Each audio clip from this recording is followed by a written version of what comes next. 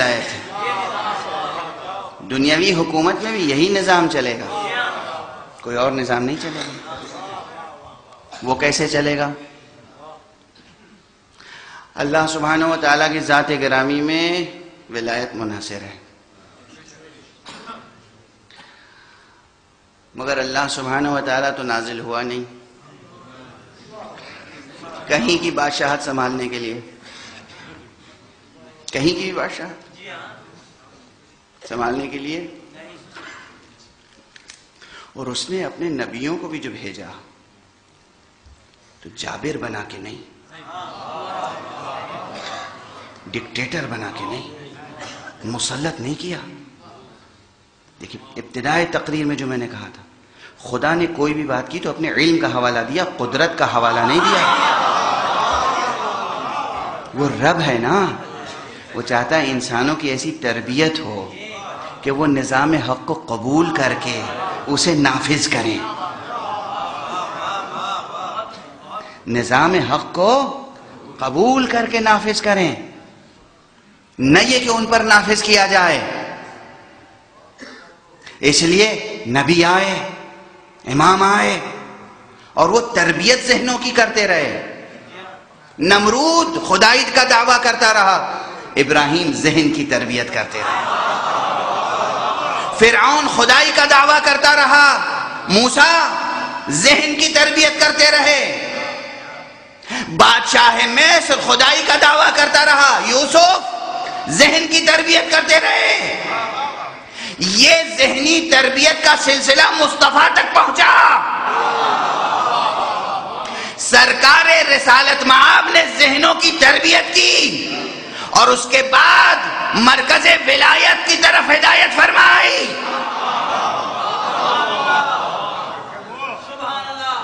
یہ ولی ہیں, نبوت مجھ پہ ختم ہے, میرے بعد نبی کوئی نہیں آئے گا, اب میرے بعد امامت اور ولایت ہے.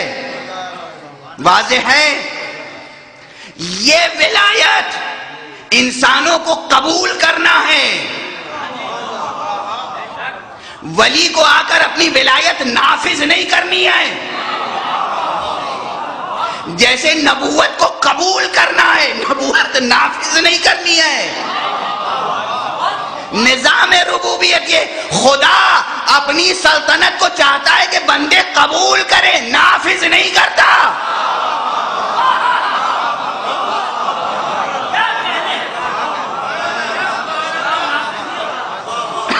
خدا آج چاہے کہ سارے بندے اس کا سجدہ گزار ہو جائیں, تو ممکن ہے کہ کوئی سجدہ گزار نہ رہے؟ ممکن ہے. جس طرح آسمان سے قطرے ٹپکتے ہیں بارش کے, ہر شخص وقت پر سجدہ ریز ہو جائے گا. جیسے ایٹم میں الیکٹران گردش کر رہا ہے, ویسے ہر انسان 24 گھنٹے میں معین کام کرتا رہے گا. ادھر سورج غروب ہوا, سر جھک جائے گا سجدے کے لیے. سورج طلوع ہونے سے پہلے فجر نمودار ہوئی, سر جھک جائے گا سجدے میں.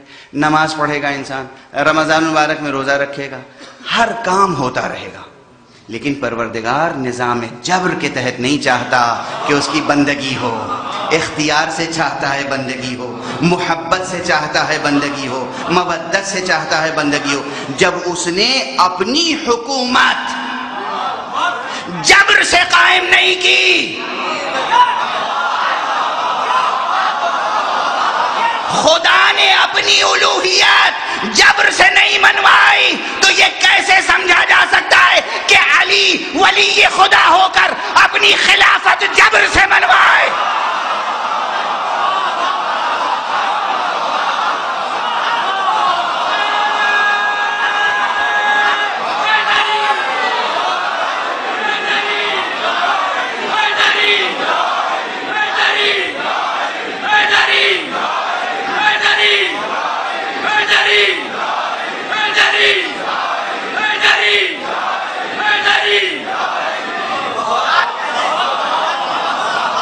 خدا برحق خدا ہے تو فرعون کو مار کیوں نہیں دیتا؟ خدا برحق خدا ہے تو نمرود کو نابود کیوں نہیں کر دیتا؟ خدا برحق خدا ہے تو شداد کو فنا کیوں نہیں کر دیتا؟ خدا برحق ولائی دکھاتا کیوں نہیں؟ جب خدا کے ہاں یہ سوال نہیں ہے تو جانشین خدا کے ہاں سوال نہیں ہو سکتا کہ علی مستحق خلافت تھے تو تلوار کیوں نہیں اٹھائی؟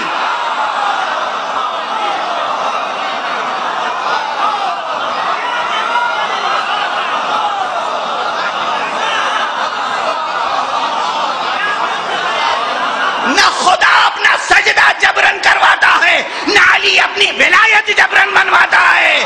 جس کو سعادت نصیب ہو وہ خدا کا سجدہ کرے، جسے سعادت نصیب ہو وہ علی کی بندگی کرے۔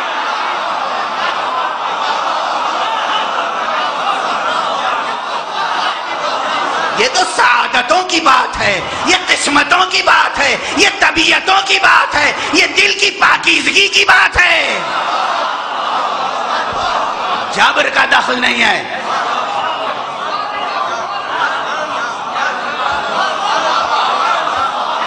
یہ نظام ولایت ہے، نظام ولایت جبرن نافذ نہیں کیا جاتا، ذہنوں کی تربیت کی جاتی ہے کہ وہ نظام ولایت کو قبول کریں۔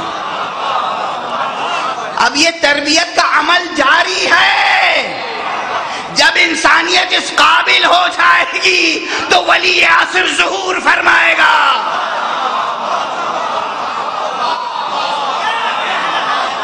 آئے گا ولی، آئے گا ولی، مگر ہمیں آپ کو اپنی طبیعتوں کو اس کی ولایت قبول کرنے کے لیے آمادہ کرنا ہے۔